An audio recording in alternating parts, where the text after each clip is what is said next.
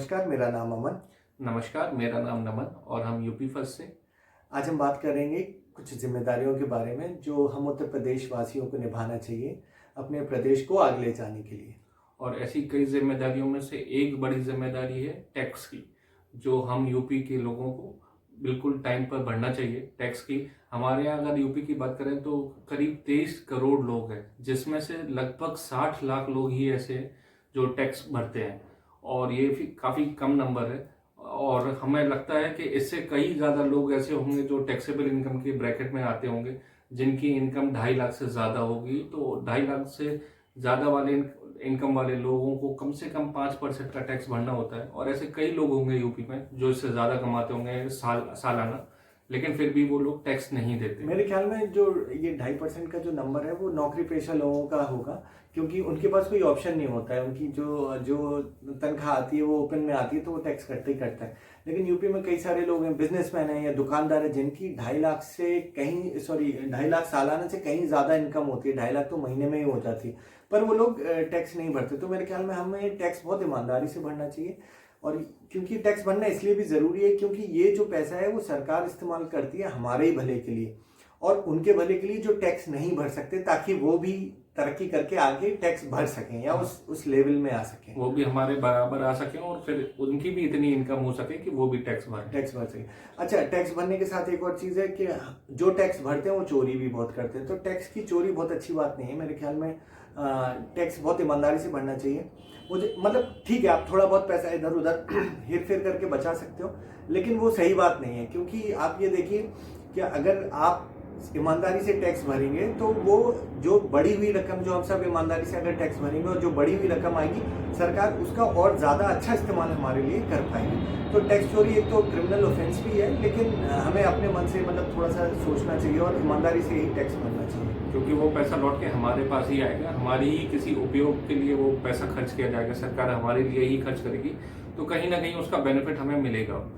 और दूसरी बात ये है कि हमें एक ये भी देखना चाहिए, ब्लैक मनी हमारे यहाँ कितना ब्लैक मनी होता है। क्योंकि हमें कोशिश करनी चाहिए कि हम कम से कम कैश ट्रांजैक्शंस करें, क्योंकि कैश ट्रांजैक्शन जब हम करते हैं तो उसमें हमारा काफ़ी पैसा होता है जिसकी हमें रसीदें नहीं मिलती हैं। जब हमें रसीदें नहीं मिलती हैं तो वो आप जैसे पैसा देते हैं वो पैसा उसके पास हो जाता है, वो उसका कोई सरकार जो होती है हमारी उसका टैक्स नहीं लेती, क्योंकि उसका हिसाब ही नहीं है हमारा उनके। तो बेसिकली चाहे आप खरीदार हों या आप बेचने वाले हों, आपको रसीद और डिजिटल और आजकल जो साधन है उसी हिसाब से पैसों का लेन देन करना चाहिए। मतलब वाइट, मतलब जो डॉक्यूमेंट हो सके। कोई भी ब्लैक मनी का इस्तेमाल नहीं करना चाहिए, क्योंकि ब्लैक मनी का इस्तेमाल लोग फिर जोड़ के गलत कामों में करते हैं। ठीक है, अगर आप रसीदें लेंगे, अगर आप टैक्स भरेंगे, तो सरकार के पेपर में, बुक्स में रहेगी, और वो पैसा फिर से आगे, जैसे हमने बोला, वो लोगों के भले के लिए काम आएगा। और आजकल तो ये काफ़ी इजी हो गया है, जब सब इंटरनेट इतना कॉमन हो गया है, इतने नए नए ऐप्स आ गए हैं, तो हमारे लिए मतलब आप ये देखिए बहुत ही ज़्यादा कनेक्टिविटी जुड़ गई है, तो बहुत ही इजी होता है आप बैंक के थ्रू ट्रांजैक्शन करने के लिए। तो मुझे नहीं लगता इतनी ज़रूरी है हमें कि कैश कर रहे हैं, हम कर सकते हैं, ऑनलाइन ट्रांजैक्शन कर सकते हैं, तो टैक्स सिक्योर भी है। हाँ, तो मेरे ख्याल में टैक्स बहुत ज़रूरी है, क्योंकि टैक्स अगर हम ज़्यादा भरेंगे तो उससे ज़्यादा कैश फ्लो होगा मार्केट में, और ज़्यादा कैश फ्लो का मतलब है कि ज़्यादा लोगों का फायदा हो सकता है उसी पैसे से। बिल्कुल। और इन्हीं कई जिम्मेदारियों के बीच एक जिम्मेदारी बहुत बड़ी है जो हमारे यूपी में बहुत ही ज़्यादा होती है, वो है बिजली पानी इनकी चोरी। आप देखेंगे मतलब आप अगर देखेंगे तो 100 में से 10 घर तो ऐसे होंगे ही जो बिजली या पानी की चोरी करते हैं। तो हमें ये समझना चाहिए कि हमें इनके प्रॉपर कनेक्शन लेने चाहिए, और इनके कनेक्शन लेने के बाद इनकी हमें बिल टाइम पे भरना चाहिए। देखिए, अगर हम सभी बिल की पानी की, बिजली की, टैक्स की चोरी नहीं करेंगे, तो इसका जैसे जो लोग ईमानदारी से भर रहे हैं, तो जैसे बिजली का एग्जांपल लेता हूं मैं। अगर हम बिजली का बिल ईमानदारी से भर रहे हैं, चलिए हम भर रहे हैं, 100 में से 50 लोग बिजली का बिल भरते हैं, 50 लोग चोरी करते हैं, तो जो 50 बिजली का जो लोग चोरी कर रहे हैं ना, उसका भार भी उन पे ही आएगा जो लोग बिजली का बिल भरते हैं, क्योंकि उसका वो तो पैसा दे नहीं रहे। वो जो बिजली महंगी होगी उसका जो पर यूनिट बढ़ेगा रेट, वो उन्हीं पे आएगा जो लोग बिल भर रहे हैं। तो आपको ये समझना चाहिए कि किसी भी तरह की बिजली पानी या टैक्स की चोरी नहीं करनी चाहिए। थोड़ा पैसा लगता है, हमें थोड़ा सा दुख होता है, लेकिन बहुत ज़रूरी है ये बिजली और पानी और इन सब की चोरी ना करना। और जब इनके यूनिट पर यूनिट पैसे बढ़ते हैं तो सरकार फिर इन्हें दूसरे स्टेटों में बेचती है, और हाँ, जब दूसरे और स्टेट में बेचेगी तो फिर आपके यहाँ किल्लत पड़ेगी इस चीजों की, नहीं, और तो आपको दूसरी नहीं मिलेगा वो बिल्कुल चीज। आपूर्ति नहीं कर पाती है, क्योंकि उतना जितना वो खर्च कर रहे हैं उतना रिटर्न उनको नहीं आ रहा है। अब वो कहाँ जा रहा है वो भी बेचारे चेक नहीं कर पाते, ट्रेस नहीं कर पाते। लेकिन उतना खर्चा वो जितना दे रहे हैं उतना रिटर्न नहीं आ रहा है, तो वो नुकसान में जाता है, तो फिर उनको कहीं बाहर बेचनी पड़ती है वो बिजली। और जैसे सरकार काफी योजनाएं चलाती है जिसमें लोगों को बेरोजगारी भत्ता मिलता है, सब्सिडीज मिलती है, जैसे एलपीजी पे सब्सिडी मिलती है, और भी कई चीजों पे मिलती है सब्सिडी। बेरोजगारी भत्ता मिलता है, हाँ। एलपीजी की सब्सिडी मिलती है। और कंट्रोल में जो गरीबों के लिए राशन आता है वो हो गया। और आपके जैसे जब खेती खराब हो जाती है, कुछ हो जाता है, तो फिर हमारे यहाँ के किसानों को भी मुआवजा मिलता है। तो उन सब चीजों में भी काफी लेन देन में हमारे जो किसानों तक पैसा नहीं पहुंच पाता, उन सब में भी बड़ी गड़बड़ रहती है। तो बेसिकली हम ये कहना चाहते हैं कि जो डिजर्व करते हैं या जिनको जरूरत है कंट्रोल के राशन की, एलपीजी की सब्सिडी की, इन सब चीजों की, जिनको वाकई में जो गरीब तबके के लोग हैं जिनको इस सब्सिडी की जरूरत है, सिर्फ उनको लेने दीजिए ये सब्सिडी। अगर हम उतने समर्थ हैं कि हम इस थोड़े से पैसे को जाने दे सकते हैं, ताकि सरकार वही पैसा किसी और को दे सके, सब्सिडी में लगा के किसी और जिसके घर गैस नहीं है, या जो हर महीने उतने पैसे दे के गैस नहीं ले सकता, या सिलेंडर नहीं ले सकता, या कंट्रोल का राशन नहीं ले सकता, वो पैसा उनके पास जाए, ताकि वो और लोग जुड़ सकें और लोग वो फायदा उठा सकें जो पैसा हम थोड़ा बहुत छोड़ेंगे हर महीने। और जैसे किसान के मुआवजे की बात करेंगे तो काफी लोग ऐसे भी होते हैं जिसकी सेकेंडरी किसान, मतलब सेकेंडरी होता है, जिनकी सेकेंडरी इनकम होती है खेती, ना कि प्राइमरी। तो हमें कोशिश करनी चाहिए जिनकी प्राइमरी इनकम है खेती से, उन्हें मुआवजा मिले तो ज्यादा अच्छा है, ना कि सेकेंडरी वालों को, क्योंकि उनका कुछ इनकम सोर्स कुछ और भी है जहां से वो कमा सकते हैं। तो वो उन्हें नहीं लेने चाहिए खेती के मुआवजे, या फिर वो लोन ले लेते हैं, फिर जब सरकार लोन माफ कर देती है तो वो लोन उनका भी माफ हो जाता है। तो उन्हें आगे बढ़ के हमें ऐसा लगता है कि उन्हें देना चाहिए अपना लोन। मतलब कुछ फर्क नहीं पड़ता, थोड़ा बहुत पैसा इधर उधर होगा, लेकिन आप बड़ी पिक्चर देखिए कि इससे अगर हम सब उस दिशा में बढ़ेंगे तो कितना फायदा होगा। अगर सब मिलके थोड़ा बहुत पैसा जाने देंगे और उनको वो पैसा वो इस्तेमाल कर सके सरकार उन लोगों के सेवा में जो लोग इसको अफोर्ड नहीं कर सकते। और आप ये देखिए, जब आपको पैसा मिलेगा तो वो इतना ज्यादा बड़ा अमाउंट नहीं होगा, लेकिन अगर हम जितने लोग उसके बिना रह सकते हैं वो उन सबका मिला के देखेंगे तो वो बहुत बड़ा अमाउंट हो जाएगा, जिससे वो बहुत बड़े स्केल पे लोगों की हेल्प कर सकते हैं। जी अच्छा, अब अगली बात करते हैं हम। जो अगला एक इम्पोर्टेंट चीज है जो हम सभी प्रदेशवासियों को करना चाहिए वो है काम करना।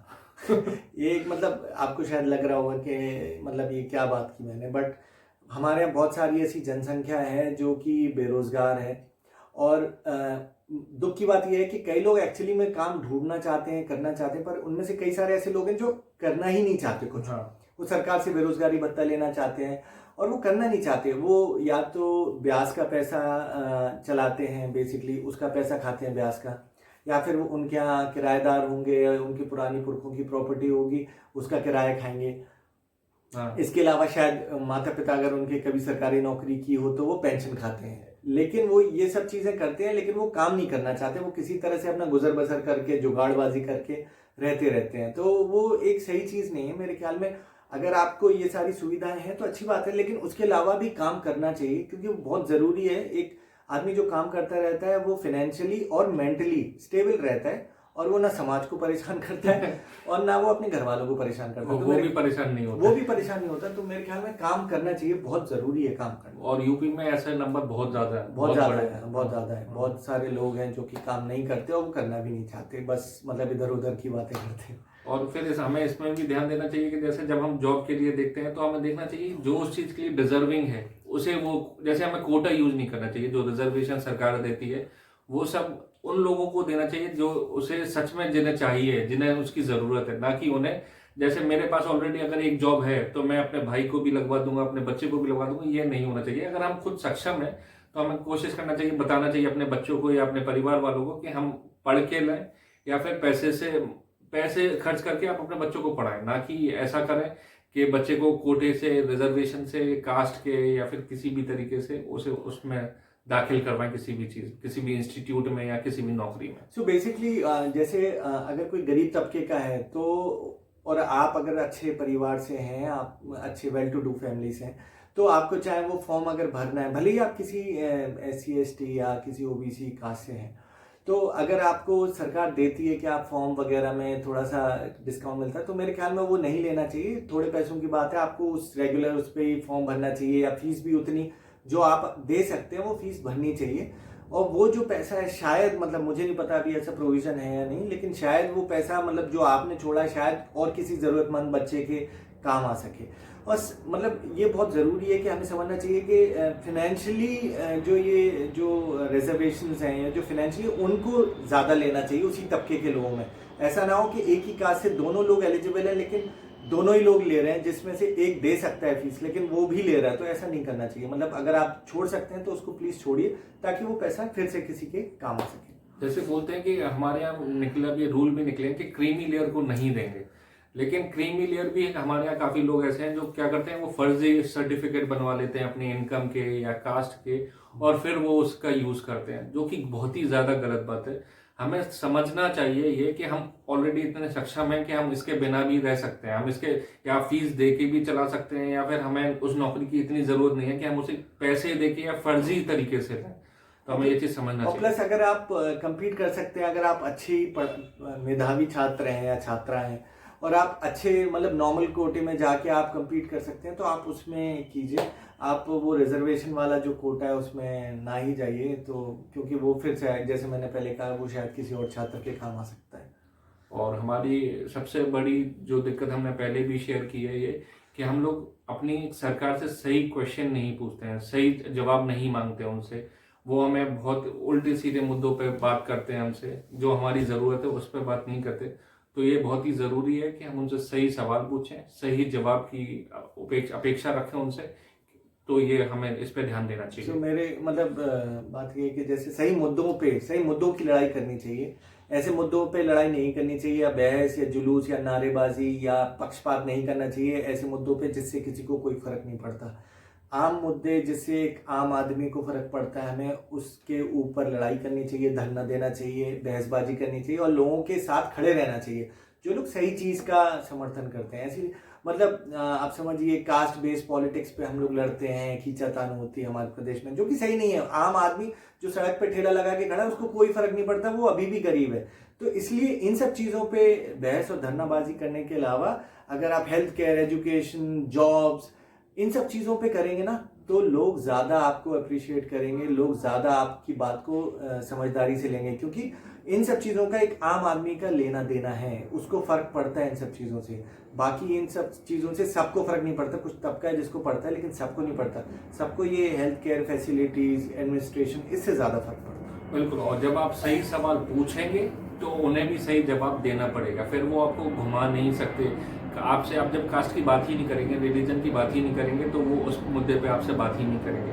जब आप उनसे एजुकेशन के बारे में, हेल्थ के बारे में, एम्प्लॉयमेंट के बारे में, इनके बारे में बात करेंगे तो उन्हें इन चीज़ों पे आपको जवाब भी देना पड़ेगा। जब हम सवाल ही नहीं पूछते उस बारे में तो वो जवाब के लिए भी नहीं सोचते। वो तो कहते हैं जो आप जिस चीज़ में उलझे हैं हम उसी में उलझाए रखेंगे, और जो पैसा उनको इन कामों के लिए मिला है वो अपने अंदर करते हैं। बिल्कुल बिल्कुल। अच्छा, इसके अलावा एक बड़ी बुरी आदत है हम उत्तर प्रदेश वासियों की, वो है कि हम सभी नेता हैं। छोटे भैया नेता है, कोई बड़ा नेता है, तो हम सब नेता हैं, और जहाँ भी ज़रूरत पड़ती है, जहाँ नहीं भी ज़रूरत पड़ती, वहाँ भी हम अपनी नेतागिरी दिखा के अपनी चीज़ें माफ़ करा लेते हैं, अपना काम निकाल लेते हैं, जुगाड़बाजी करके लोगों को डरा देते हैं। अगर कोई गरीब तबके का है या कमज़ोर है तो हम उसको नेता बन के सब डरा देंगे और वो बेचारा कुछ नहीं कह पाएगा। ठीक है, और ये ऐसे कई जगह आप देख लोगे। छोटा सा उदाहरण दूंगा, आप रेलवे स्टेशन पे जाओ, ट्रेन के अंदर देख लीजिए, वो मैं उनको जानता हूँ, चालान कटा आपका चौराहे पे तो भी लोग कमिश्नर को और नेताओं को जानते हैं। तो ये सब चीज़ें गलत है। मतलब कि एक आम आदमी है अगर हम, तो हमें आम आदमियों की तरह रहना चाहिए। मतलब नेता हैं हमारे प्रदेश में बहुत हैं, उनको अपना काम करने देना चाहिए। आम लोगों की तरह रहेंगे हम तो ज़्यादा सबके लिए अच्छा रहेगा। मतलब पहले आप गलती करें, फिर आप उस पर भी फिर चौड़े हो जाते हैं कि हमने कोई गलती नहीं की, हम जानते हैं, हम आपको वर्दी उतरवा देंगे, और तरह तरह की धमकियां देते हैं लोगों को। मतलब दूसरों को भी आप उनका काम नहीं करने देते हैं जी। और फिर अगली हम जैसे बात करेंगे, फिर जैसे बहुत ही ज़रूरी है हेल्थ केयर से हिसाब से भी कि हमें स्वच्छता पे, जैसे कि हमारे प्राइम मिनिस्टर ने भी इस बारे में बात की है कि हमें स्वच्छता पे ज़्यादा ध्यान देना चाहिए। तो बहुत ज़रूरी है कि हम अपने घर के आसपास अपने आप को सफाई से रखें, और अपने घर के आसपास, क्योंकि अगर हमने अपने घर के सिर्फ हर एक आदमी अगर ये देखेगा कि वो अपने घर को साफ रखे, अपने घर के आसपास की थोड़ी जगह को साफ रखे, तो ऐसे करके पूरा प्रदेश ही साफ हो जाएगा, पूरे प्रदेश में सफाई रहेगी। तो हमें बस थोड़ा सा इनिशिएटिव ये लेना चाहिए कि हमें अपना घर रखना चाहिए साफ, और घर के आसपास का जो माहौल है वो साफ रखना चाहिए। प्रॉपर डस्टबिन वगैरह जो होते हैं हमारे वो यूज करने चाहिए, कूड़ा रोड पे नहीं फेंकना चाहिए। ये सब छोटी बात है ये, लेकिन ध्यान देना चाहिए क्योंकि ना इससे और बीमारियां फैलती हैं और सभी को परेशानी। प्लस कोई आए आपके घर तो एक अच्छा माहौल नहीं होता कि कचरा फैला हुआ है इधर उधर, तो बहुत जरूरी है, स्वच्छता बहुत जरूरी है। तो ये ध्यान रखना चाहिए कि जो कचरा है उसको कचड़े में ही डालें, साफ सफाई रखें, तो सबके लिए अच्छा है। मतलब इसमें कोई इनाम नहीं मिल रहा या कोई ऐसे पैसे नहीं मिलते, लेकिन एक बेसिक हाइजीन है जो सबको फॉलो करनी चाहिए। ये हमें स्कूलों में भी सिखाई जाती है। तो मतलब लेकिन स्कूल की बातें कहाँ याद है सबको। तो जरूरी है, मतलब थोड़ा सा ध्यान रखें तो बहुत अच्छा लगेगा। मतलब हमारा प्रदेश भी भले ही मतलब कोई निकले, कोई आसपास से जाए तो एक उसको फील गुड फैक्टर होता है कि हाँ साफ सुथरा था। जैसे हम विदेशों में देखते हैं, वीडियो में देखते हैं कि कितना साफ रहता है, कितना अच्छा लगता है, वैसे ही लगेगा कुछ।